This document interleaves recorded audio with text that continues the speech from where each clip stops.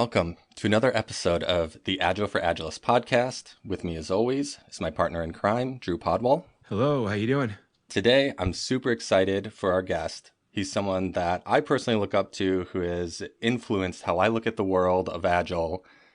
He is an author of multiple books, The Actionable Agile Metrics and When Will It Be Done? He is the co-founder of ProKanban and Actionable Agile, and he co-created Scrum's Professional Scrum with Kanban class. And he's a co-creator and co-host of the Drunk Agile YouTube series. So without further ado, Daniel Vacanti. Brad and Drew, hey, thanks so much for having me on. We've had this on the calendar for a month or two or something. I've really been looking forward to this. I'm glad we were finally able to make this happen. So thanks so much. Yeah, absolutely. I've been looking forward to this conversation. So I first met Dan, 4 or 5 years ago now. It was one of the very first ever professional Scrum with Kanban classes. And up until that point, all I had really heard in the industry was talk of Scrum and SAFe.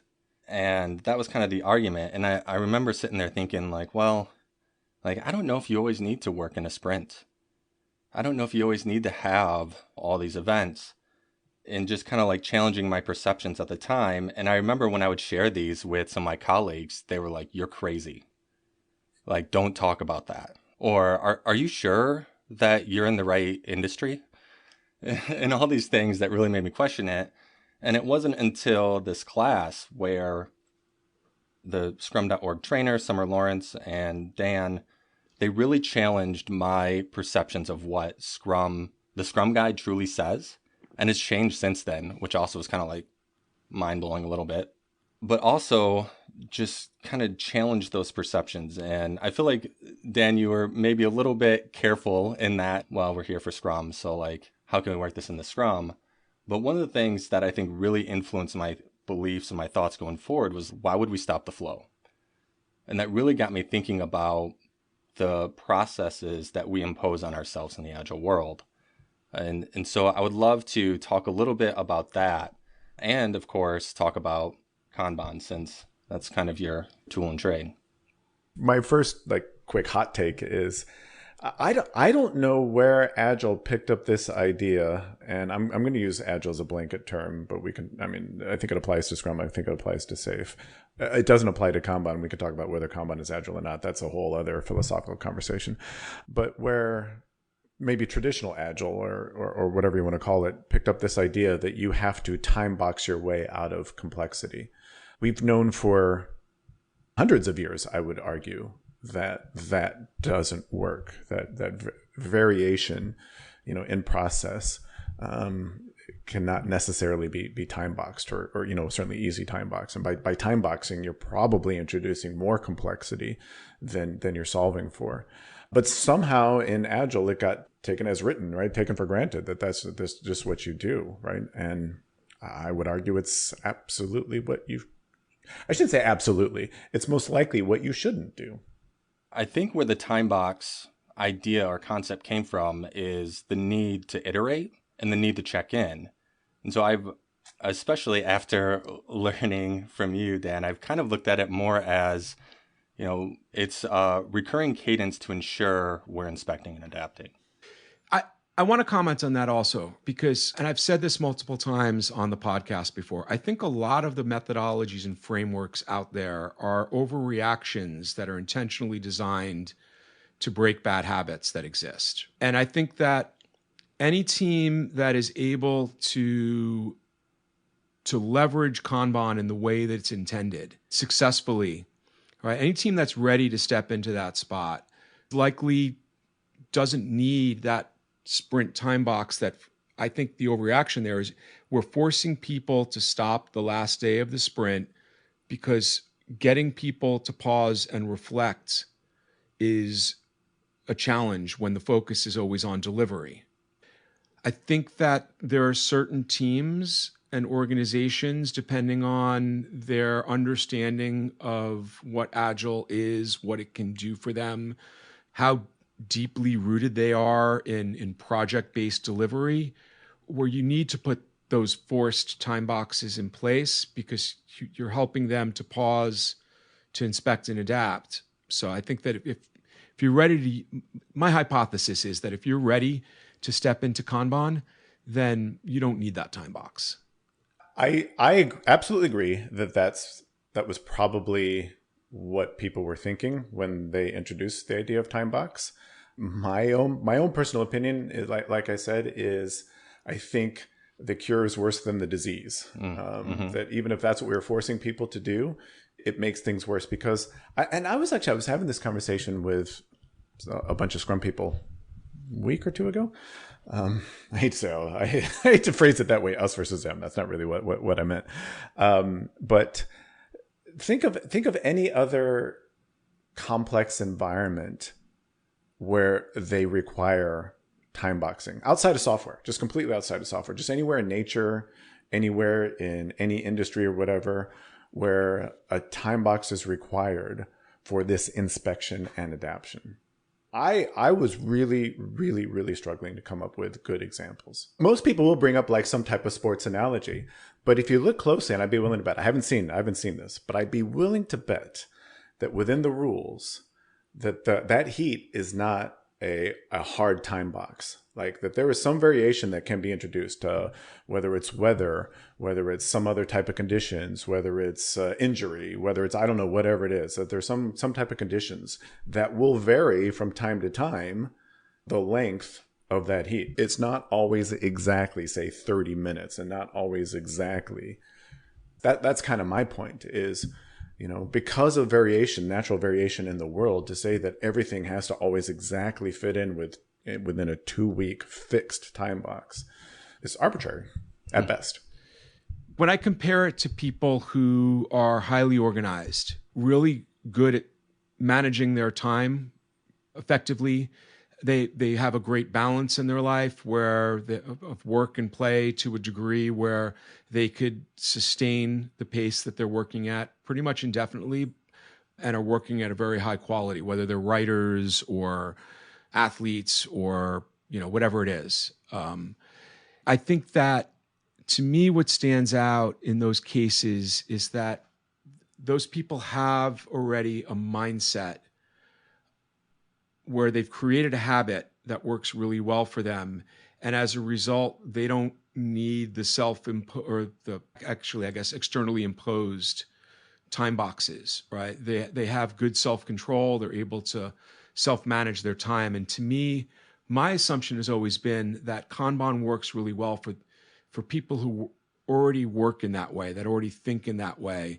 And that what we're adding into the mix now are the metrics of being able to visualize where their work is at any point in time, be able to manage or measure flow, lead and lag time, cycle time, which then give those highly organized people already the ability to pause at their own choosing to reflect, inspect, and adapt.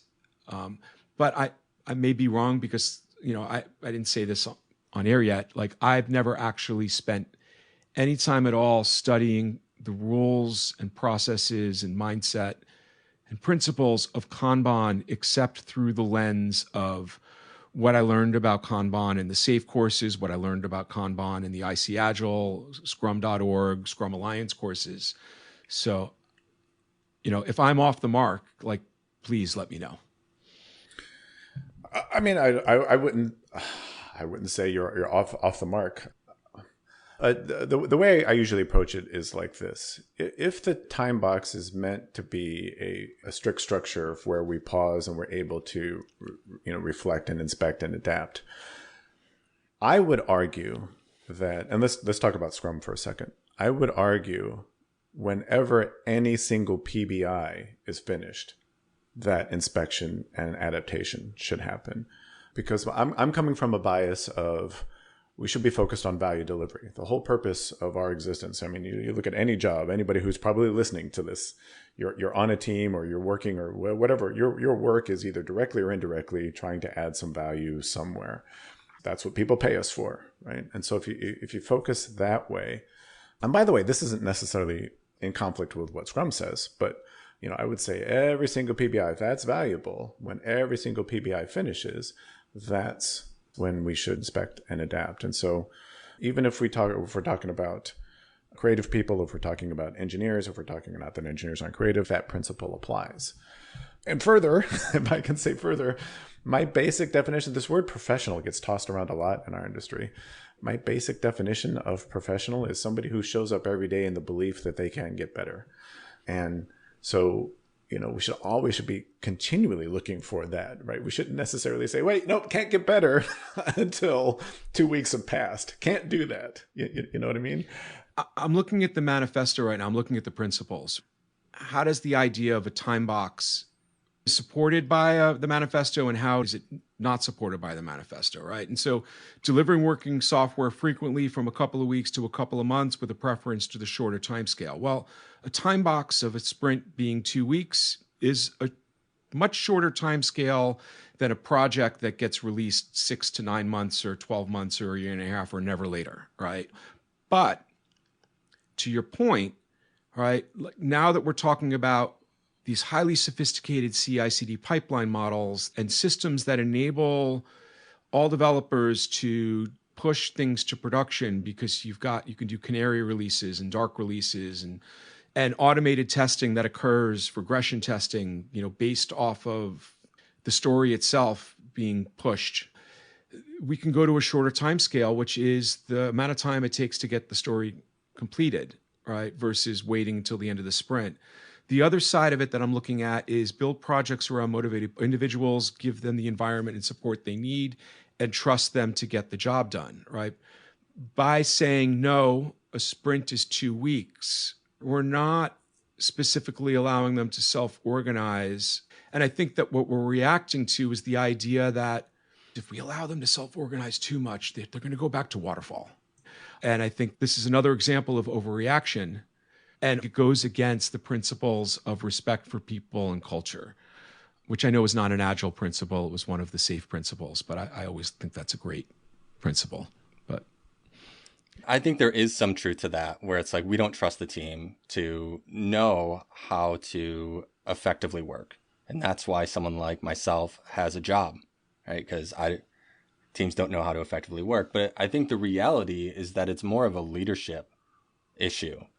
Right? When we say like, oh, we're working in sprints, it's to protect the team from outside influences saying like, oh, you have to get all this in or you have to do this. It's like, hey, just let the team work for, a month or less, uninterrupted. We'll show you what we have at the end of the month. And then whatever thing has come up in that time, like feel free to throw it in. And so to me, it's really a response to WIP. Okay, that's where I was going to go. Two points I wanted to make just very, very quickly.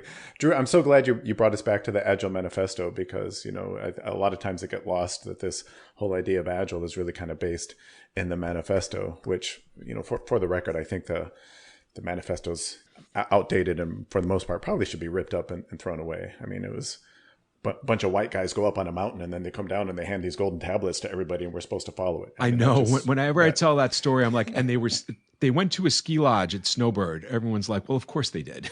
Yeah. And it's like, okay. And we're supposed to take this as gospel. I don't think so. But what's interesting about that is, and I'm going to steal my colleague Pratik Singh. I'm going to steal his thunder, because if he were here, he'd be jumping up and down and shouting right now.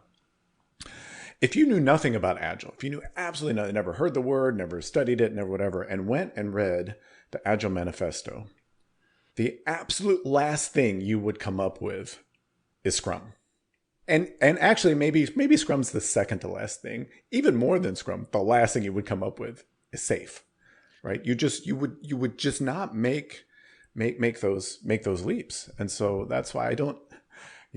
We were talking, I think, before we recorded that, yes, people kind of consider Agile and Scrum and Agile and SAFe as synonyms, and I think they're kind of anti-Agile, if anything. I don't know if I want to say it necessarily that strongly, but I don't think they're necessarily that you can draw a direct line from the Agile Manifesto to Scrum. In terms of the self-organization of teams or the self-management of teams, Brad, I'm glad you went that way, because if we, the worry that we're going to turn our teams loose and they're going to go make whatever, if people are worried about that, the real reaction, and we keep talking about reactions, Drew, the real reaction to that is control work in progress, right? So they don't have an opportunity to be able to do that. And then review, like I said, as each individual item gets done, let's take a look and say, hey, what have you come up with? And do we need to adjust based on what you just delivered? So packed a lot of things into that answer. I don't know where we go from here. Yes. Brad opened up my eyes to this a few episodes back where we were talking about the value of story points. I like story points because I think they're a shared common language between technical people and non-technical people. But the thing that Brad brought up was the idea of work in progress can be that shared language as well. And it really opened my eyes to be able to sit here and think maybe the first step isn't the sprint ceremonies or the Scrum events, I guess now, and the time box, right? But it's simply measuring the work in progress, cycle time, and things like that. I've definitely walked on to engagements with clients where most of the work that was being tracked was in people's heads or not in any real system of record that could be, some of the work was in a system of record because if it comes in through this direction, it's in this system of record. And if it comes in through this direction, it's in this system of record. But all the quick conversations that people have that lead to work being done just become a task in a person's head. And how do you approach Kanban in that kind of scenario where not all the work is actually being tracked and helping people to see the value of that? Yeah, well, if you don't mind, let's maybe take a quick step back and maybe talk about maybe an operational definition of Kanban so that I can answer that. That's a great idea. Yeah. We probably should have done this at the beginning of the episode. This is emergent, right? This is how these things work. So, I keep bringing it back to value, and as I was saying before, chances are you have a job somewhere that the reason your job exists is to deliver value for somebody somewhere, directly or indirectly, whatever. That being the case, I would argue one of the best ways to optimize for that value delivery is to focus on something called flow. And again, flow is one of these things that we could talk for days and days and days about. But just take it, hopefully you can take my word for it for now. If you optimize for flow, you'll optimize for value.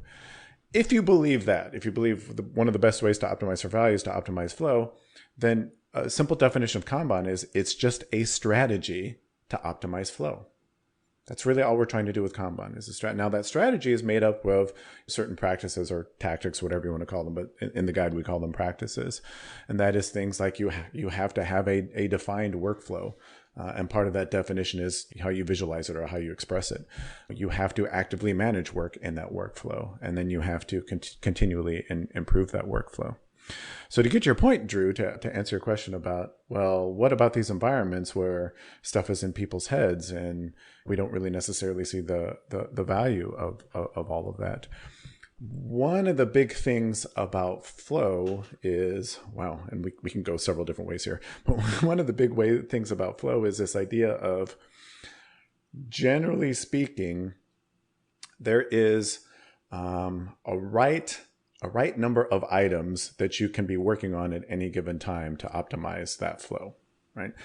Classic example of this is like traffic. If you think about a highway, anytime you have a system where there are more things in that system than that system was designed to happen, bad things happen. If we talk about traffic jams, if we talk about network crashes, if we talk about security at the airport, right? Just bad things happen whenever you try to overwhelm systems with too much stuff. And so to me, that's one of the ways you can go about getting people to understand why it's so important to be tracking everything we're working on, because we've probably got a traffic jam here, right? We've probably got a traffic jam. We're trying to shove more stuff. It's rush hour in Columbus, and we're trying to shove more cars onto this highway that just cannot take it. And not only are we putting the stuff that we're trying to start at risk, but we're also putting everything else that we think we're working on at risk by doing that. So you've mentioned we need to define our workflow. Sounds like visualizing the work is a part of that. And you mentioned WIP. So if I set up a Jira board with WIP limits in my column, am I effectively leveraging Kanban? If that is that all you said, that's all you're I'm doing. Yeah, no, yeah. Yeah, I know, I know where you're going with this. Yeah, unfortunately, yeah, it's not. Yeah, people want to focus on just the visualization part of Kanban, which is really, it's only part of that first practice, which is the definition of workflow. The meat of Kanban is really in that second practice I mentioned, the active management, because it is entirely possible to visualize your work and to even limit work in progress, but to have no flow, right? I mean, that is. And most teams that do what you're talking about, Brad, that's exactly the situation they find themselves in. So if there is no flow, there's really no Kanban.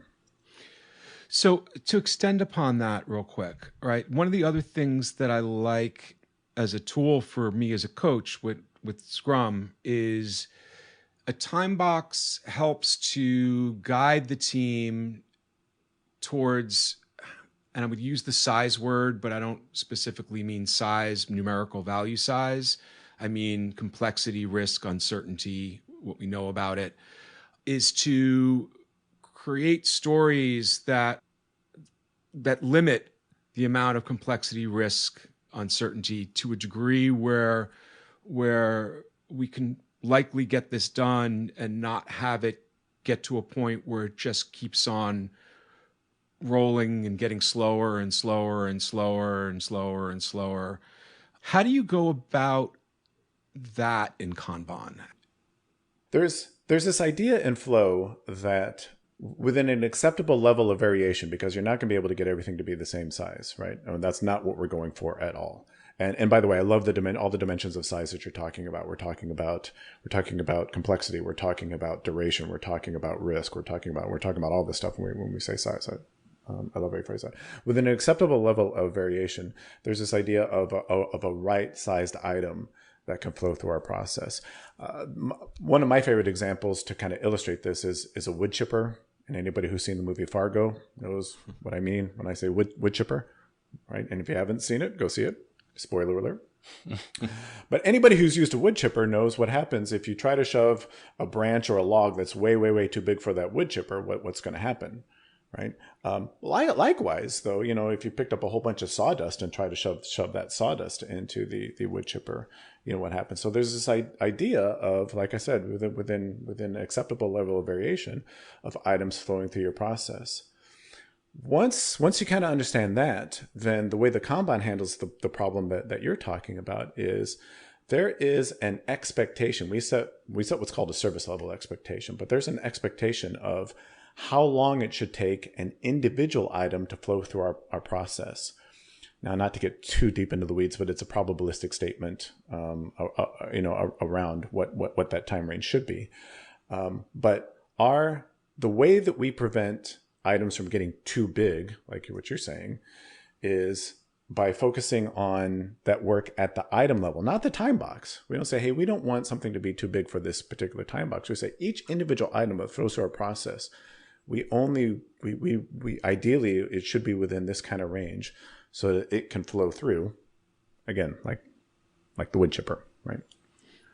Or I don't know, plumbing. Although I hate to use plumbing metaphors with flow because that gets pretty weird pretty quickly. Yeah.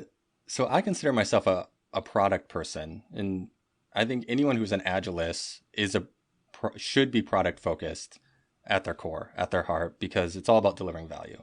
And that's something you said multiple times now, Dan. And when I think about these practices a little bit and kind of how we approach teaching teams about limiting WIP or breaking down stuff smaller, it's like, whose job is it to define what the team is working on and whether or not it's valuable and how big it is or how little it is and how we iterate it and what the MVP is? To me, that's whoever's responsible for providing the requirement guidance to the team. And this is something that I focus on a lot as a coach, is I spend a lot of time usually with a product owner, because usually it's in a Scrum environment, or a product manager if they're not necessarily defined by the Scrum guide. A lot of these things I feel like are almost a band-aid for not having someone in that role or someone who has the appropriate training and understanding of delivering value. And I'm curious, your thoughts on that, Dan, as well, especially when we talk about flow and the items going through the board. Like, who's deciding, right? Like what they work on and when, priority, and then are the items like value focused, or do you track tasks, like engineering tasks as well? What's kind of the guidance around that? Let me answer the last one first, and see if we can back our way into the other questions.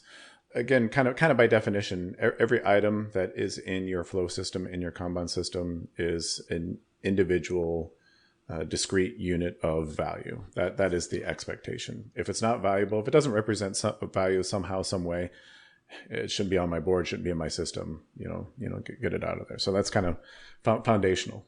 And by the way, in the guide, we call those individual units of value work items. The generic name for it is work items. It's fairly analogous to PBIs in Scrum for the most part.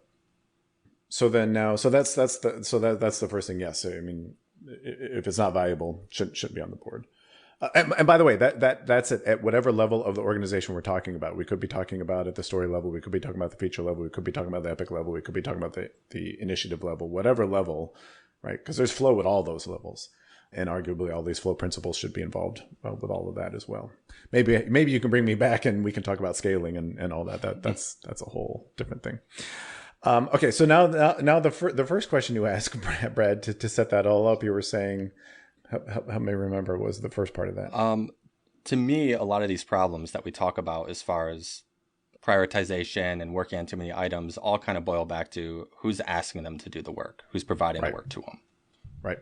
And again, this is, not to beat this drum too much, but this is one of the problems with time boxes, because I think product owners are incentivized to try and shove as much stuff as they can into a sprint, because they don't know when they'll get an opportunity again, right? If I don't get my thing now, if I don't get my thing prioritized now, if I don't get my thing started now, who knows when I'm going to get it? So they're kind of incentivized to kind of push. I'm not saying product owners are bad people. I'd probably be doing the same thing if I was dealing with an unpredictable process. I'd probably be behaving exactly the same way. So to answer the question directly, who's responsible for that kind of right sizing in a Kanban system? Oh man, it sounds like a cop out, but it's everybody. It's everybody. It's the product owner's responsibility to. Brad, you and I were talking about MVPs. Well, we were talking about lean startup stuff anyway before. I mean, it's the same type of concept. What's the absolute smallest unit of customer value that I can work on right now and get that through my process? So that's kind of maybe a product owner thing, initial product owner thing, conversation with the team. But once it's started, that doesn't mean that conversation's over, because how many times as items are flowing through our process do we find, hey, this thing is bigger than we thought. It was riskier than we thought. It was based on some technology that we didn't understand, blah, blah, blah, blah, blah, right? And so now it requires constant vigilance to say, hey, has this thing changed based on what our understanding was way back when? And, how do we fix that? How do we adjust to that? One thing that you said, Brad, that Daniel, you also said as well, is that in organizations that are coming from a heavy project waterfall world, that are now stepping into Agile, Scrum, Kanban, Safe, right? Whatever it is, it's not a focus on value. You're not at a starting point where there's a focus on delivering value. The focus on at that point is getting the work done, right? It's not we are getting the work done so that we can deliver value to the customer. We just need to get it done. What I was thinking and wondering about was this idea of most of the teams that I approach that are in this kind of circumstance, discovering that the work is more complex once it's gotten started. Oh, there's some tech debt. We've got to fix this database, or we've got to update this API, or whatever it is. Or it requires, I didn't think about it, but I need this other team from this other system to do this first. That is accepted as the cost of doing business, or in the status quo. The engineer, typically from that standpoint, is kind of accustomed to working in that way and doesn't know that they can push back and request deeper refinement, or even let's slot a spike for this one. And I find that the product owner is okay, especially product owners that don't have a technical background. Product owners that have a technical background are absolute rock stars, right? They're willing to roll up their sleeves and really like dig in with the teams. But the ones that don't, I feel like they shy away when things get a little bit too technical, and it's easier for them to say, well, yeah, that's just the cost of doing business. That's the way the team needs to work in order for them to figure out the story or the item. And I know that like when you look at flow, right, that will expose that we've got something going on here because this thing has been stuck in progress for an extremely long time. And now that should create an opportunity to talk about it, to figure out, what could we have done differently before we drag this from, new to in progress? Or like, I know how I go about doing that with Scrum. How do you go about calling attention to that in a way that enables people to see the value in exploring? If we did this differently, we could reduce the amount of times that we discover something this late in the game.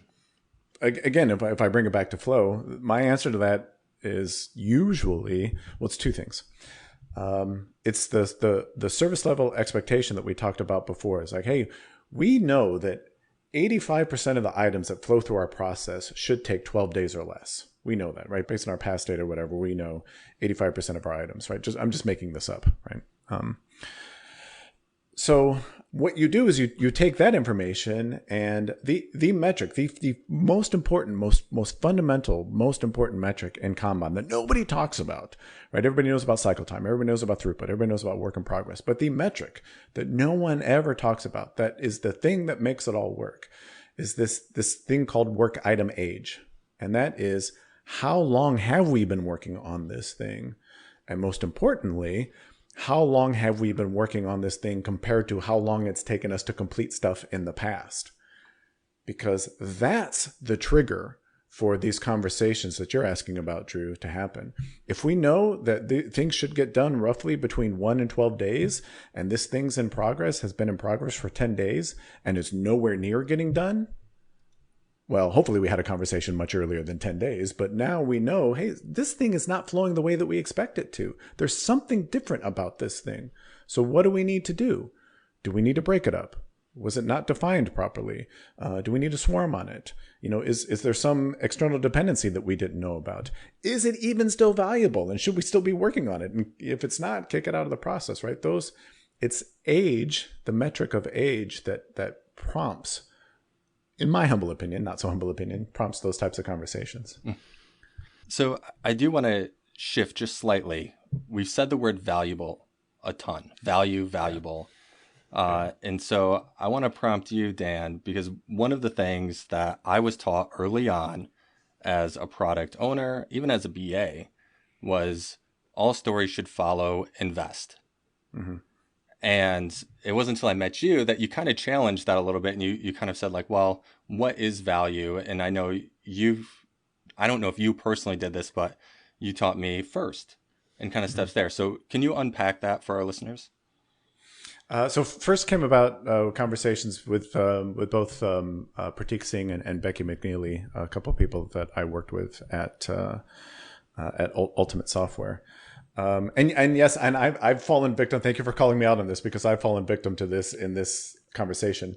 Every time that I say value, in my head, what I really mean is potential value or possible value, because we don't know. We do not know what value is until you've actually handed off to the person that we're building it for, and they tell us whether it's valuable or not. Now, turns out there's even some complexity on how they tell us if it's valuable or not. But that's, again, are we making a list of all the other topics that we need to cover some other time?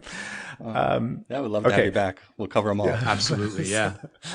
So this is why in invest, the V in invest is for valuable. And I don't necessarily disagree with that. Yes, we should be thinking about, what we think is valuable, what we think is valuable. But easier, potentially more tangible, potentially more pragmatic way of thinking about value is, what's the absolute smallest thing that we can deliver that will give us feedback?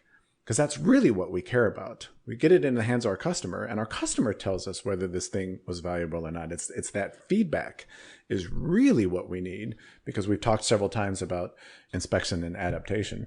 You really probably shouldn't be doing that in the absence of both data and customer feedback, some type of context. So that's what the F, if we talk about converting invest to first, that F is really feedbackable. I don't know. That's not I don't think that's a word, but hey, we're playing fast and loose with the English language. Who cares? The I, independent, is still right. I shouldn't say still right. It's still useful. The R stands for, Drew, this is what we've been talking about. R stands for right-sized. This idea that items should be, that flow through our process should be right-sized. The S is small. Now, a lot of people take exception because we have both right-sized and small in this acronym. And the reason we do that is because just because something's right-sized, we should constantly be challenging the notion of, yes, it's right-sized, but is it still as small as it possibly can be? When I said that our service level expectation is between 1 and 12 days, that doesn't mean that every item that flows through our process is allowed to get to 12 days, right? That's absolutely what it should not mean. In fact, probably roughly half of our stuff should be under 6 and half of our stuff should be above 6, roughly, very, very roughly 6 days. So that's what the S. And then the last one is testable, right? It's like, how do we know, by what test do we know if this thing is really what we were supposed to be delivered? So that's first. Feedbackable, independent, right-sized, small, testable. By the way, I'm not saying, when we say, I just have a preference for first, I'm not saying throw out invest. I mean, I love the idea when people are first starting out defining PBIs or stories or epics or features or whatever, the idea of invest. I mean, I just think it's wonderful. People get too hung up on the value piece, I think, which is why we're like, don't worry so much about value. Worry about what's the smallest thing that we can deliver that can at least give us feedback. A couple of things come to mind when you're saying this. One is it's helped me to realize something that's kind of always irked me is in invest, N being negotiable and S being small, right? S is small, right? Mm-hmm. Those two are actually at odds with one another. Now that I'm thinking about it, if you intentionally want to make something negotiable, you're probably going to make it bigger. And if you're also trying to make it small, then how do you make it negotiable? Right. And I do feel like those two are kind of at odds. But the thing that really stood out to me the most is this idea of feedback. Right. And I love this in principle, the idea that we should just give the customer enough functionality that allows them to try whatever it is that we've built so that we can get feedback. And the thing that always gets in the way of that seems to be that customers who aren't well educated in agile principles, they just want done. They don't want testable or feedback. They want done. And, I've worked with teams and I've helped them to realize, let's slice this functionality so that it works for a subset of customers in a way that like from a scheduling perspective, right? Well, sure, they're going to want to schedule every single type of content, right, at first. But if we give them the ability to just schedule the most frequently scheduled content, that will give them that value and that will enable you to get feedback so that when you build out the rest of the scheduling features and functionality, it will be better than it would be if you just rolled it out all at once. And sometimes that lands really well. But what recommendations do you have from a standpoint of coaching both leadership, product managers or product owners, as well as customers, the value of feedback versus completely done? I I generally hate the term maximizing the work not done. I don't know, that irks me for some reason. But that's essentially what we're talking about. A better, and the reason I say that is because I think most Agile people have probably heard that term. For me, a better way of thinking about it that most Agilists really don't want to talk about for some reason is this idea of risk management. What we're doing is we're managing risk. You know, every single thing that you work on whoever we're talking to, you know, customer, whoever you are, right? Every single thing that we work on is an investment. It's essentially a bet, right? That's what we're really doing is we're gambling with your money, customer. It's a bet. And so would you rather place one really, really, really big bet that has a small chance of being successful? Or would you rather place a lot of much, much smaller bets that maybe don't necessarily get what you want, but have much, much higher chances of being successful so that the later bets we placed are even more successful? That's the way that I would talk about it. I'd talk about it more from a risk management and if they're amenable to it, gambling metaphor, because that's what we're doing. We're gambling, right? Yeah. That's essentially what we're doing. Yeah.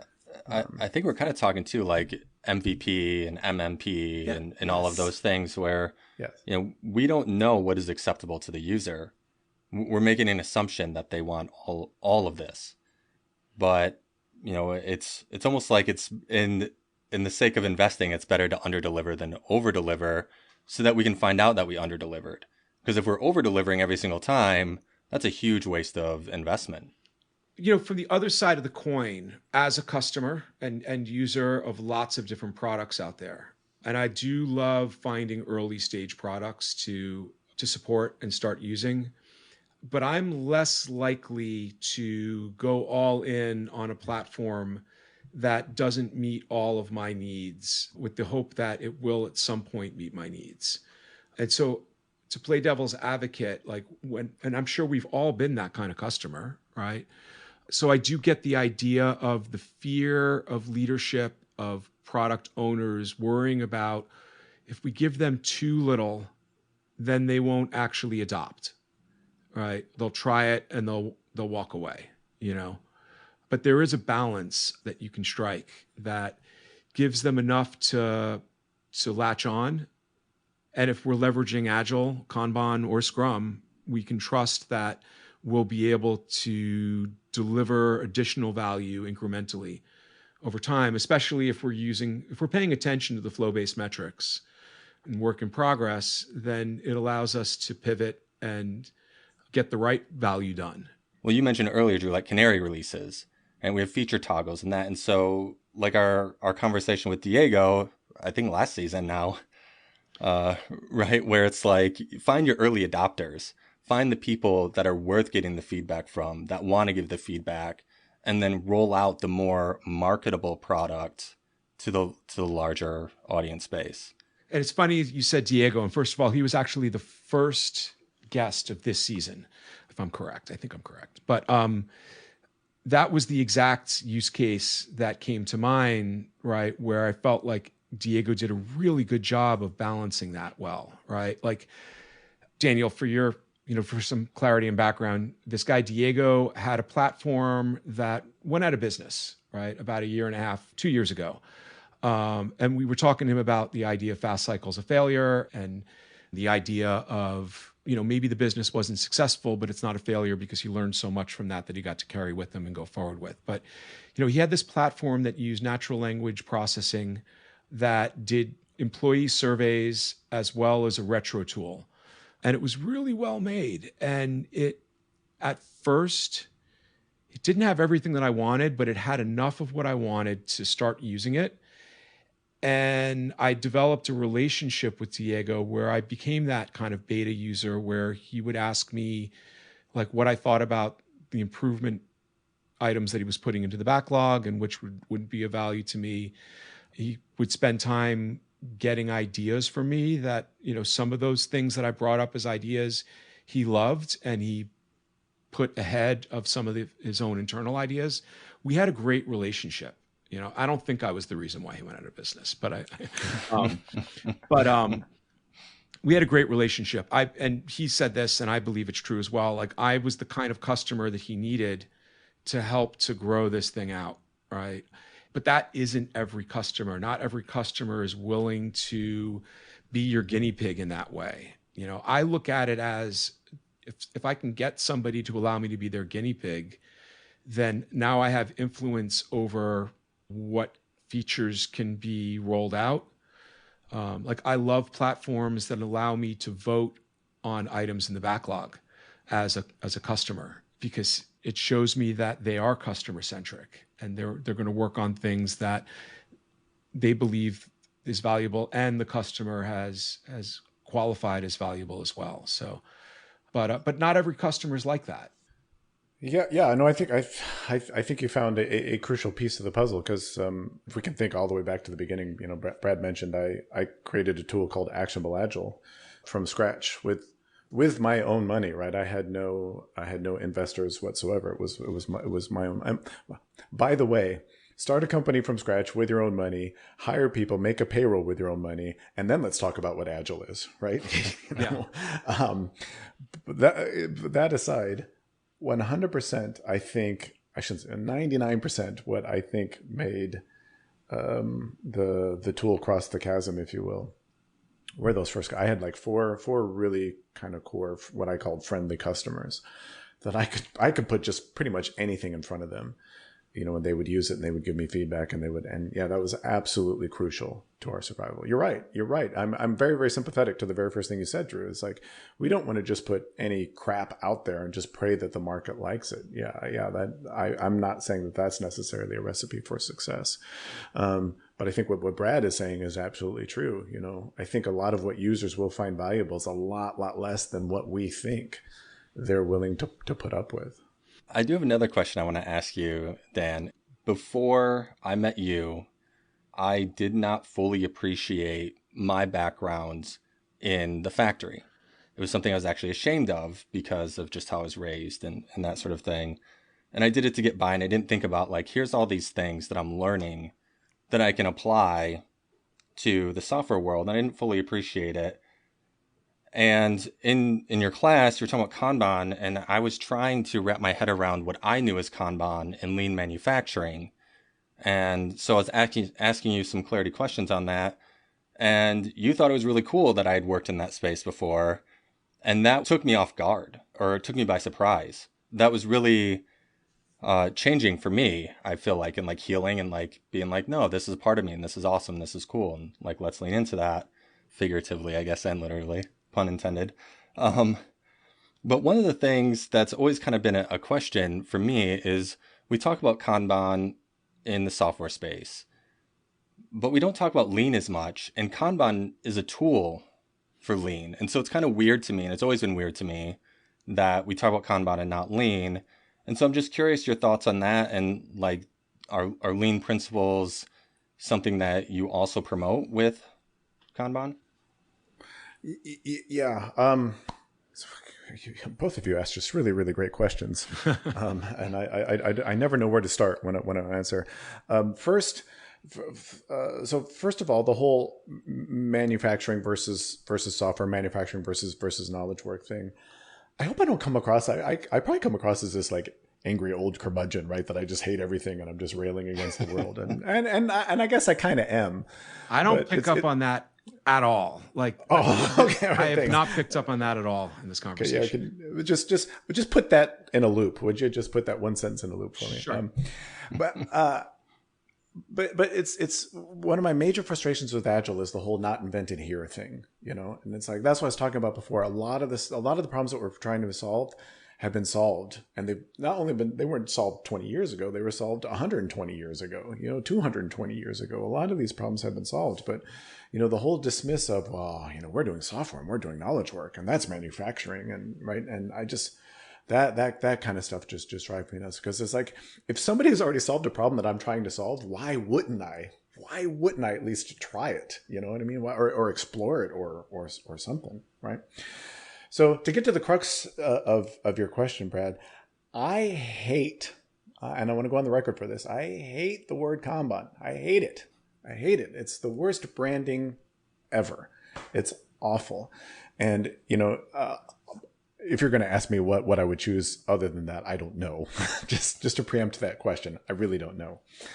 But I do believe it pigeonholes people too much, and it biases people too much, and people bring too many assumptions to the table when they hear the word Kanban. Because I think what you're saying is absolutely true. I mean, there's a whole other body of knowledge, practice, theory, like lean, like flow, like whatever, that we should be bringing to bear to solve these problems. So I would hate people walking away from a conversation with me saying, well, you just do this little piece, Kanban. No, it's all of it. So yes to the lean stuff. Yes to the flow principles. Yes to even some agile stuff. If Scrum did nothing else, one of the wonderful things that it did, it institutionalized this idea of, hey, let's get together every day and let's talk about how things are going. That's a wonderful, wonderful practice. I would never say to a team, no, don't do that, right? So I mean, there's a whole wonderful, diverse world out there that we can learn about and that we can choose from. And so I know this is me in violent agreement with you, Brad. I don't know if you picked up on that or not. Awesome. Yeah. And my curmudgeon moment, because I feel like every time lean comes up, I have to call this out.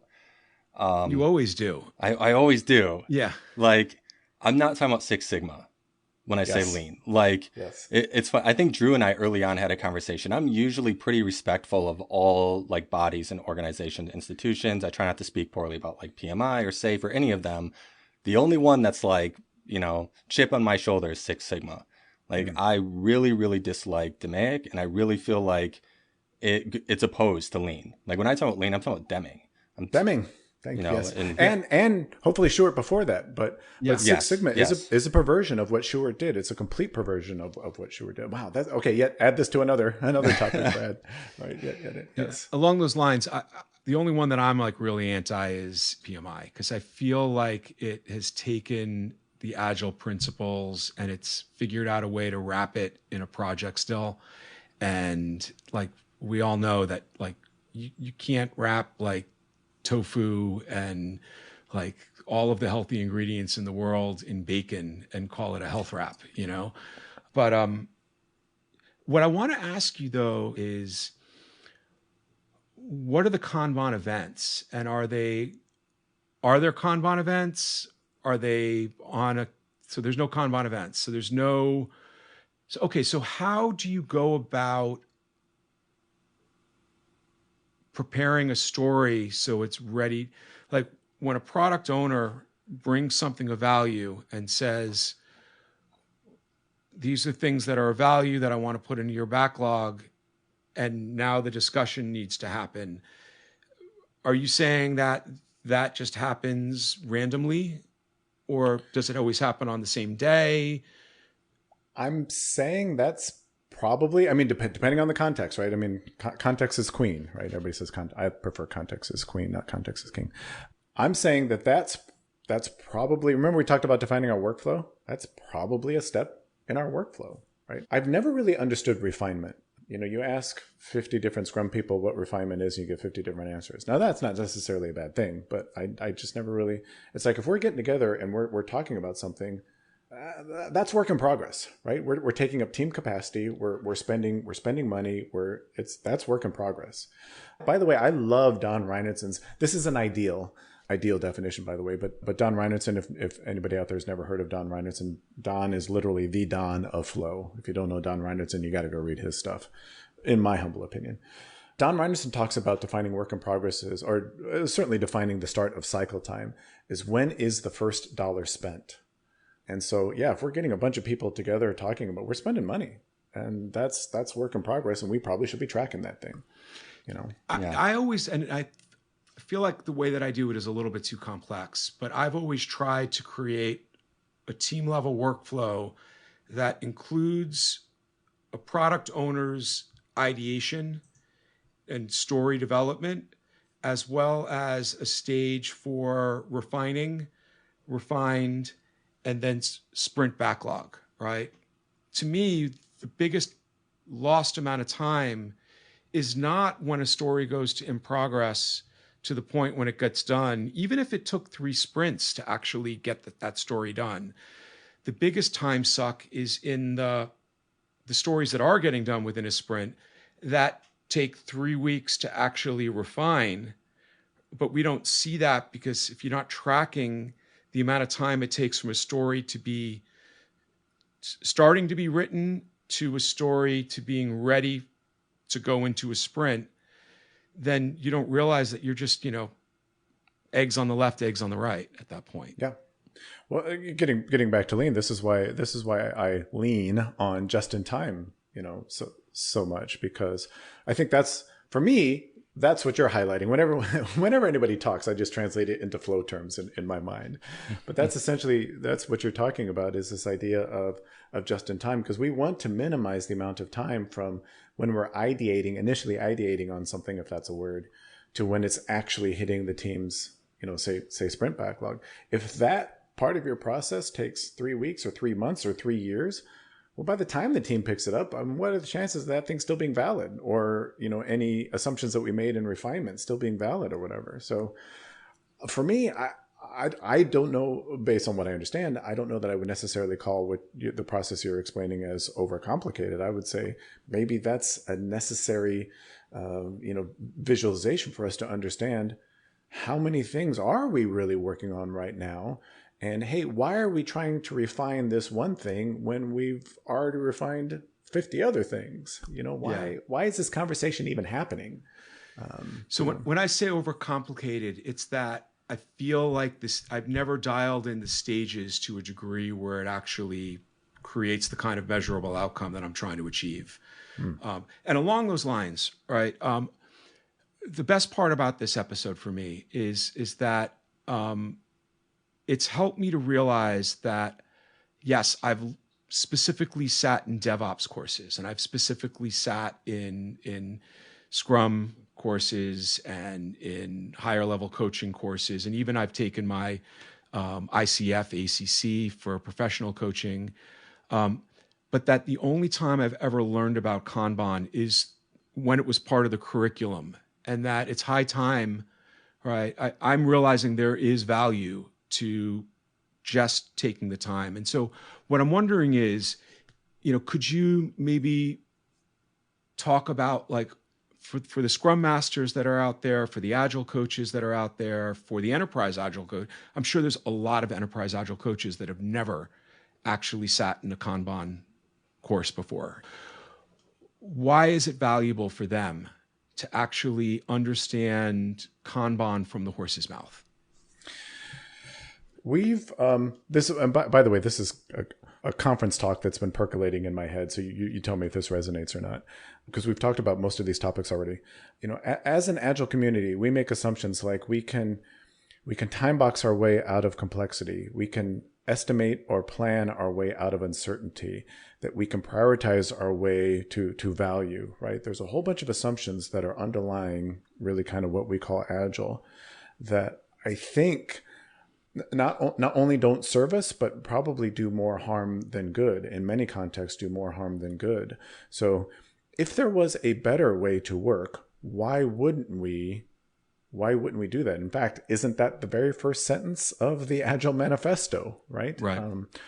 And Scrum to me makes perfect sense if you look at it as a reaction to waterfall, right? 23 years ago, if you had to choose between working in a waterfall way and working in a Scrum way, of course you would choose Scrum. Of course you would. I mean, what sane person wouldn't?